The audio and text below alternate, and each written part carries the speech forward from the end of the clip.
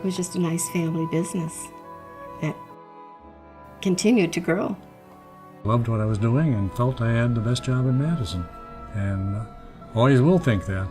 Sub-Zero is successful because it took risks. If you don't take risks, you're probably not going to get very far. I've told different people, I said that they pretty much build a Cadillac of home refrigeration, and that's about what it is.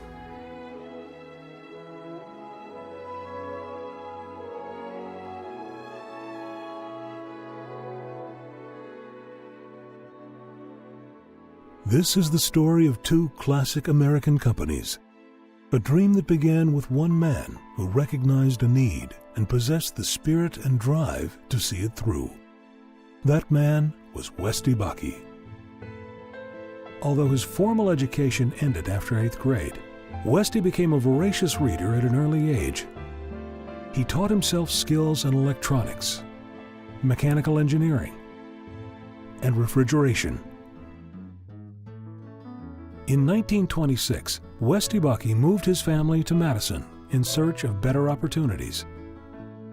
Westy soon found work in the refrigeration field, but as the Depression of 1929 hit, work became scarce. He took on side jobs, including work as a refrigeration consultant for renowned architect Frank Lloyd Wright. He soon recognized a need for reliable home refrigeration and began experimenting. Word spread of Westy's success with his experimental freezer units. He saw his opportunity and hired his brother, Charles, to construct wooden shells in Rice Lake.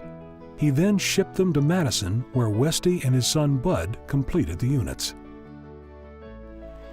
As World War II came to an end, the economy started booming, and so did Westy's business.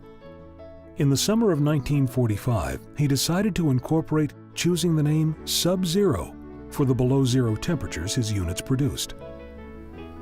My grandfather would go out into the plant once in a while and jump up on a sheet metal table and give the employees a speech about what it meant to work at Sub-Zero and what Sub-Zero is all about, and basically the theme of every one of his speeches or talks centered around the quality aspect of the product. It just so happens Bud was studying engineering at the University of Wisconsin Agricultural School. Bud's newfound knowledge and ties with the university proved invaluable. Well, back in earlier times, we used to build lab cabinets for universities. We built one cabinet that would run on a steady run 52 below zero. By 1951, Westy decided to create a separate research and development department. He put Bud at the helm, and in 1954, the first prototype of the Sub-Zero built-in was introduced. When the built-in refrigerator was first talked about and designed and engineered, the story I heard is that Mr. Bakke had some reluctance about going that direction. So some of the employees went over to visit with his mother, or asked her help to convince Mr. Bakke to think that the built-in refrigerator was a good idea. Throughout the late 50s, Sub-Zero expanded its marketing of the built-in line and continued developing industrial refrigeration. Suburban housing developments of the 60s introduced modern home decor. The built-in line fit that design perfectly and became Sub-Zero's largest selling model. The 70s ushered in an era of advancing technology. With management of Sub-Zero in Bud's capable hands, Westy felt it was time to retire. 3 years later, he passed away. The company he created and nurtured would continue to grow. Well, he was a leader. He was a great reader. He loved to read, and he just was driven to be successful. I know the day I started, Westy Bakke said the door is always open, and got something bothering you, if you want to talk or business or whatever, you're welcome to come in. Bud continued in his father's footsteps, but his health was becoming an issue. So he hired longtime business associate Homer Price as sales manager. Homer agreed to run the company should something happen to Bud. sales were skyrocketing. A new built-in plant was established to handle the increased volume. Development of an overseas market had begun, and a new leader was coming up the ranks. Jim worked summers at Sub-Zero on the line. He'd get up in the rafters and paint, and he'd go outside and paint the building, and whatever needed to be done, he'd do it.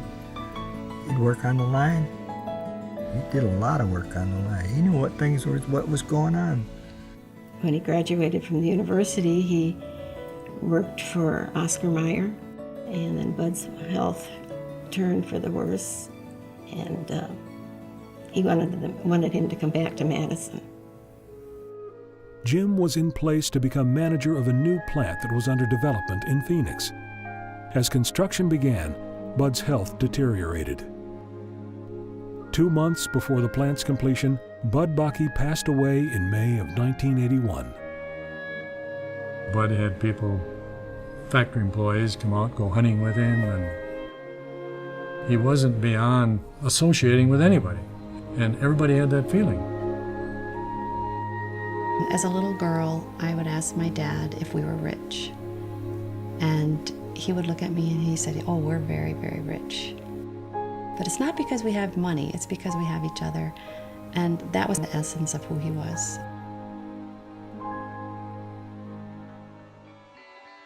In 1984, Jim was invited to join the board of directors. Then, in 1989, he took the reins that his father had held before him. Jim took Sub-Zero into the next decade with new concepts such as integrated refrigeration and wine storage units. Just before the turn of the century, he made the decision to acquire Wolf Gourmet. It wasn't long before Sub-Zero and Wolf together became kitchen soulmates. Wolf has been an extremely important strategy to the overall success of these two brands. Back in the 90s, Sub-Zero really hadn't grown much at all in that 10-year period. And we knew we had to go and become a full line if we were going to remain competitive in the marketplace. And we've always done fairly well in the UK and England, but now we're expanding into other parts of Europe and Asia, Pacific Rim, and even into Moscow. So expanding globally is a good opportunity for both the Sub-Zero and Wolf brands.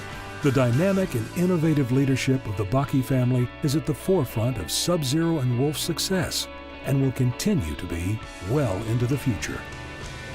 We are always going to be on the leading edge of new products and innovation. And that's how we've fueled our growth in the past, and I see no reason why it won't fuel our growth in the future.